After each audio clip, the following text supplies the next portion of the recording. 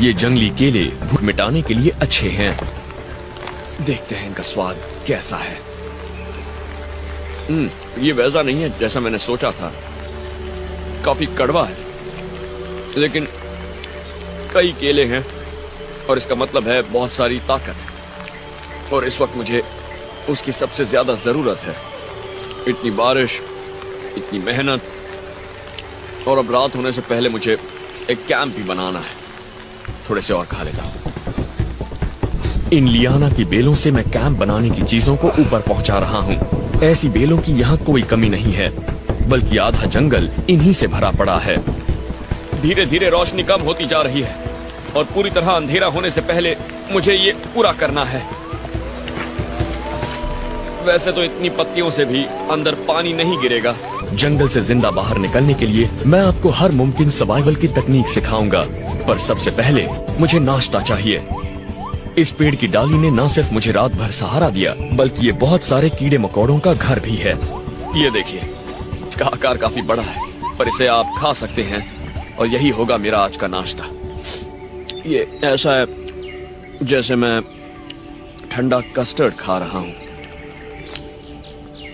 और उसका स्वाद किसी सड़ी हुई मछली जैसा है जिसे रात भर किसी ने खुला छोड़ दिया हो। ओ, ये देखिए, ये एक मिलीपीड है जो यहीं पर चल रहा था। कितना बड़ा है ये, पर इसे हम खा नहीं सकते। इसकी खुशबू बिल्कुल बादाम जैसी है, जो हमारे लिए एक इशारा है, क्योंकि जब ये मिलीपीड्स खतरा महसूस करते हैं तो अपने अंदर से एक द्रव निकालते हैं जिसमें साइनाइड होता है। इसे यहीं छोड़ देंगे। इन केले के पत्तों ने मुझे बहुत अच्छा सहारा दिया, रात भर बारिश से बचाए रखा, क्योंकि बीच बीच में बहुत तेज बारिश हो रही थी। अब कुछ देर मैं गर्मी ले लेता हूँ और फिर घने जंगल का नजारा देख लूंगा, क्योंकि बाद में नीचे उतरकर जंगल में ही जाना है और उन घनी झाड़ियों से आगे बढ़ना है। फिलहाल बारिश रुक गई है, पर कुछ देर बाद फिर शुरू हो जाएगी। 2 महीनों में सुमात्रा में इतनी बारिश होती है जितनी अमेरिका में साल भर में होती है, और यहाँ के जंगलों में तो हर कदम पर आपके सामने एक नया खतरा आ जाता है। जरा यहीं रुकना।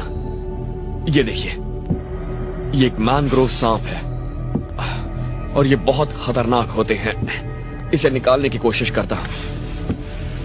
ये पेड़ की डाली पर खुद को छिपा कर बैठा है, पर अगर इसने डस लिया तो आप गए काम से।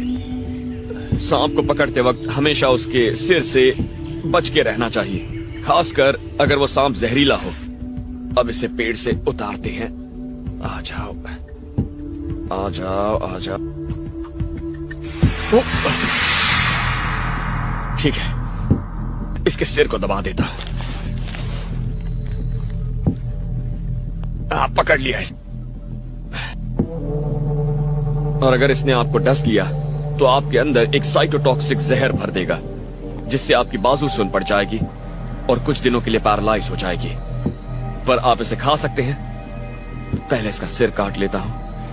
ये देखिए, ये अब भी अपने शरीर को हिला रहा है, और इस तरह के सांप को आप बिना पकाए खा सकते हैं।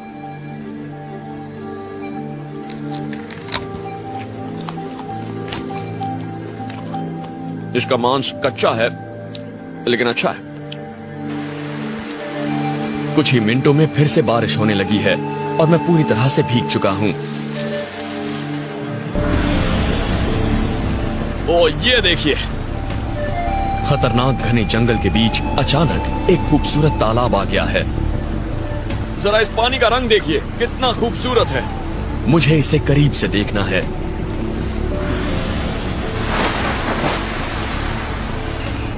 सुमात्रा के जंगल में इस तरह के बहुत से तालाब हैं। ऊपर से गिरती बारिश की वजह से इनमें हमेशा पानी होता है। पानी का रंग चटकदार नीला है। इसका मतलब इसमें कई मिनरल्स होंगे, यानी बहुत सारी मछलियां भी, और मछलियां यानी खाना।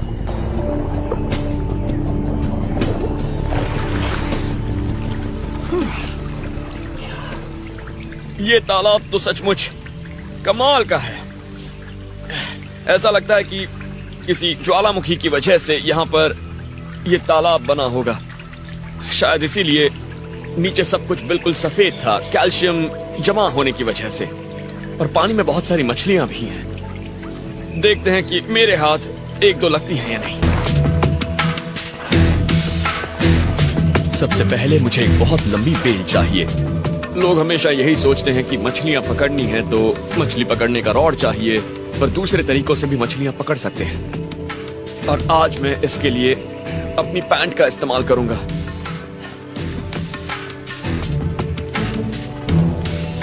दोनों पैरों पर गांठ बांध ली है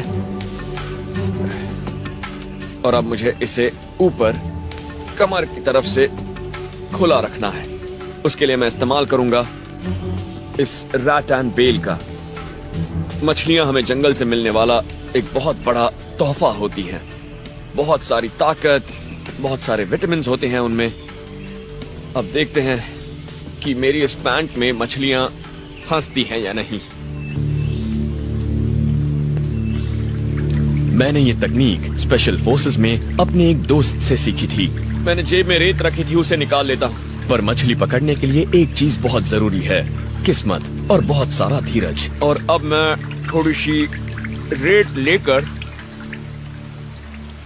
उसे नीचे डाल देता हूं। हो सकता है मछलियां उसे दूर से देखें और उसके पास आ जाएं, उसे खाना समझकर। जैसे ही वो पैंट के पास आएंगी, पैंट को ऊपर उठा लूंगा जिससे वो फंस जाएंगी। लेकिन अब यहां पर बारिश फिर से शुरू हो गई है, इसीलिए सच कहूं तो